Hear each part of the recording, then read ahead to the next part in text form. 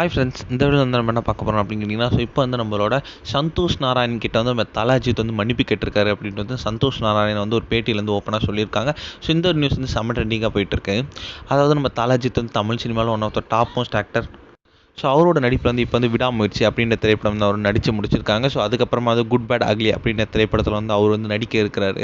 So இந்த side பார்த்தா வந்து நம்மளோட சந்தோஷ் நாராயண் வந்து நம்ம தமிழ் சினிமாவில் செம்ம பெரிய ஒரு மியூசிக் டைரக்டராக இருக்காங்க.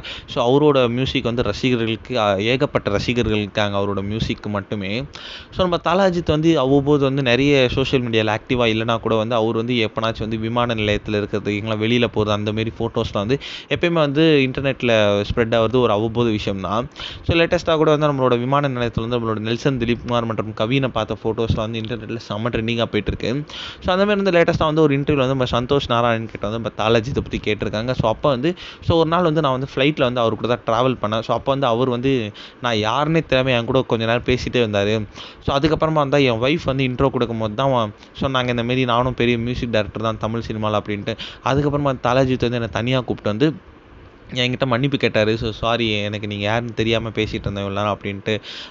அவர் வந்து நான் ஒரு சாதாரண மனுஷன் நினச்சேன், வந்து அவ்வளோ பெரிய ஆக்டர் வந்து என்கிட்ட பேசுறது வந்து ரொம்பவே சந்தோஷமாக இருந்துச்சு அப்படின்ட்டு வந்து ஓப்பனாக சொல்லியிருந்தாங்க.